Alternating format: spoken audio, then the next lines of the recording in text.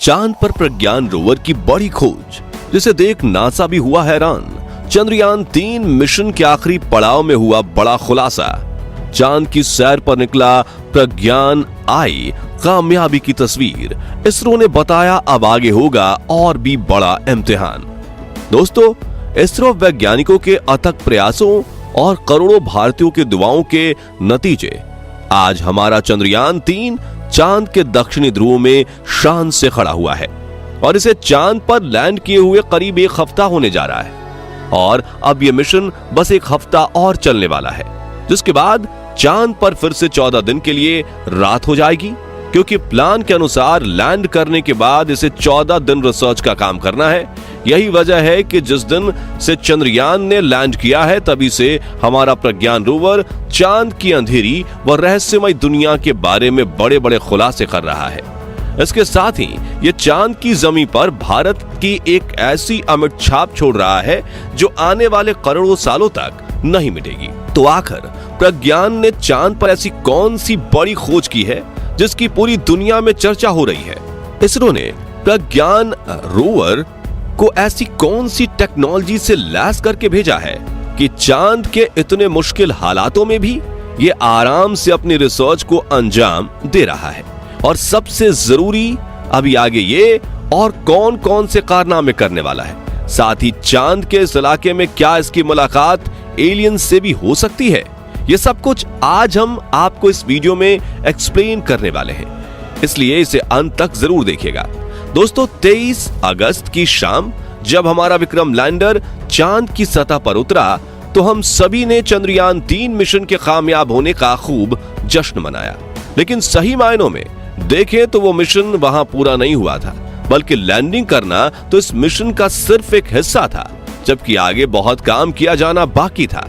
दरअसल इसरो ने अपने इस मिशन को 3 हिस्सों में बांटा, जिसमें पहला उद्देश्य चांद के दक्षिणी ध्रुव पर लैंड करना, जो कि हम 23 अगस्त को ही कर चुके हैं। इसका दूसरा उद्देश्य प्रज्ञान रोवर को सफलतापूर्वक चांद की सतह पर उतारना और एक से दूसरी जगह भेजना है, और यह उद्देश्य भी पूरा हो चुका है, क्योंकि लैंडिंग करने के सिर्फ 4 घंटे बाद ही इसरो वैज्ञानिकों ने प्रज्ञान रोवर को चांद की सतह पर उतार दिया था।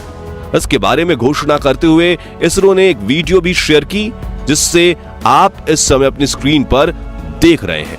यह वीडियो विक्रम लैंडर में लगे कैमरे से शूट की गई है, जिसमें प्रज्ञान रोवर लैंडर के अंदर से बाहर निकलते हुए दिखाई दे रहा है। तो इस तरह से यह काम पूरा होने के बाद अब मिशन का बस तीसरा उद्देश्य बाकी बचता है, जो है चांद पर रिसर्च और परीक्षण करना। और आपकी जानकारी के लिए बता दें कि इसरो वैज्ञानिकों ने अपने इस उद्देश्य को पूरा करने का काम स्टार्ट भी कर दिया है। इसके बाद इसरो ने ट्वीट करके अपने ऑफिशियल ट्विटर हैंडल पे यह बताया कि प्रज्ञान रोवर और विक्रम लैंडर में लगा पेलोड एक्टिवेट कर दिया गया है और सारे सिस्टम एकदम सही तरीके से काम कर रहे हैं। तो अब यह सवाल आता है कि इसरो चांद के इस इलाके में कौन कौन से रिसर्च करने वाला है और प्रज्ञान रोवर ने क्या बड़ा कारनामा किया है, जिसके चलते इसकी चर्चा हर जगह हो रही है। चलिए पहले हम आपको प्रज्ञान रोवर के बारे में थोड़ा बताते हैं, क्योंकि ये एक बहुत ही खास रोवर है और इस वीडियो से जुड़े सभी सवालों के जवाब भी इसी में छुपे हुए हैं। असल में दोस्तों, प्रज्ञान रोवर एक रोबोटिक रोवर है जो अपना सारा काम खुद से निपटा सकता है। और सबसे अच्छी बात यह है कि यह पूरी तरह मेड इन इंडिया है, यानी इसमें लगा एक एक साइंटिफिक उपकरण व इंस्ट्रूमेंट इंडिया में ही बनाया गया है। इसके अलावा अगर बात करें इसकी लंबाई, चौड़ाई और ऊंचाई, क्रमशः 91.7, 75 और 39.7 सेंटीमीटर है। साथ ही इसका वजन 26 किलोग्राम है। यहां गौर करने वाली बात यह है कि 26 किलोग्राम इसका वजन पृथ्वी पर है। अब क्योंकि चांद की ग्रेविटी पृथ्वी से 6 गुना कम है, तो ऐसे में चांद पर प्रज्ञान रोवर का वजन सिर्फ 4.5 किलो के करीब रह जाता है। नेविगेशन के लिए इसमें पीछे की तरफ 2 कैमरे लगाए गए हैं, जिनके नाम नेविगेशन कैमरा लेफ्ट और नेविगेशन कैमरा राइट है।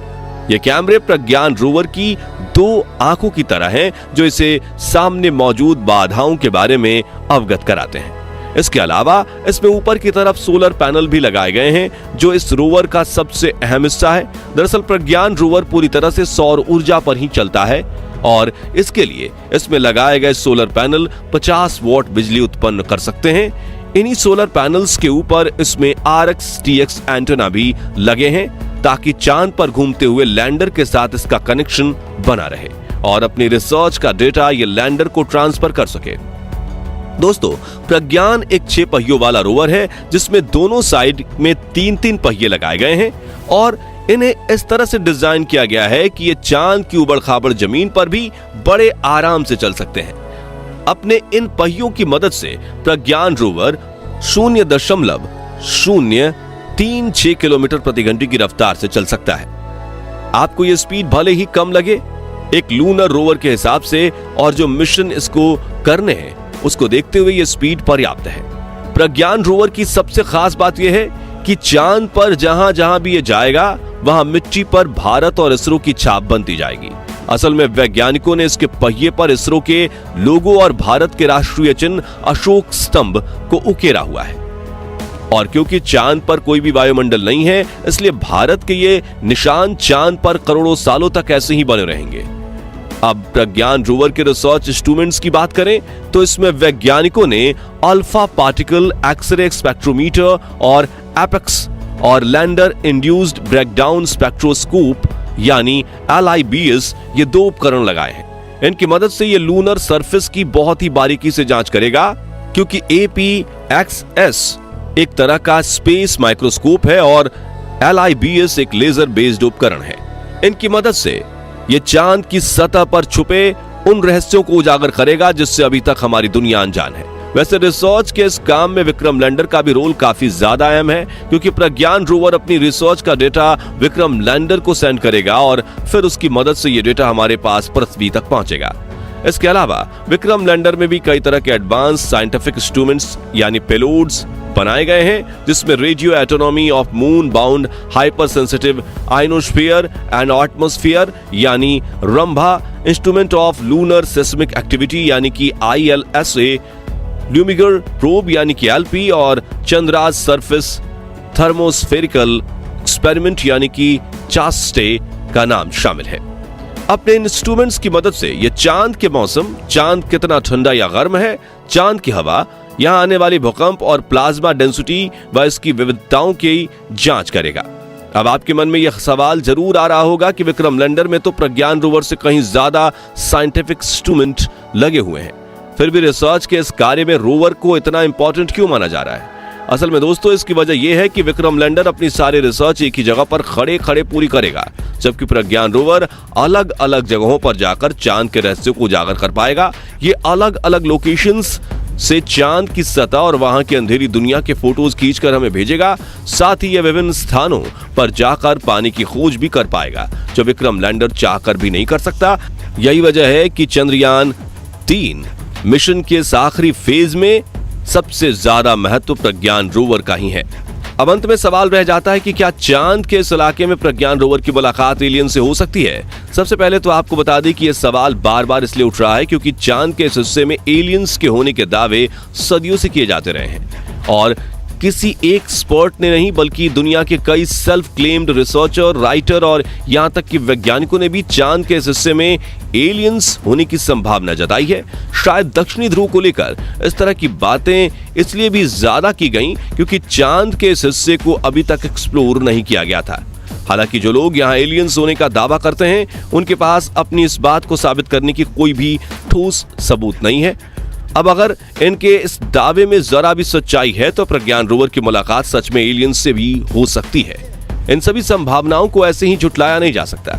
वैसे आप इसके बारे में क्या सोचते हैं, हमें कमेंट करके जरूर बताएं। बाकी हमारी आज की इस वीडियो में बस इतना ही। आपको ये वीडियो कैसी लगी हमें कमेंट में जरूर बताइएगा और लाइक शेयर जरूर कीजिएगा। और अगर आप हमारे फेसबुक पेज और यूट्यूब चैनल पर नए हैं तो पेज को फॉलो और चैनल को सब्सक्राइब भी जरूर करें। मिलते हैं जल्दी ही ऐसी एक और इंटरेस्टिंग वीडियो में, तब तक के लिए गुड बाय, जय हिंद।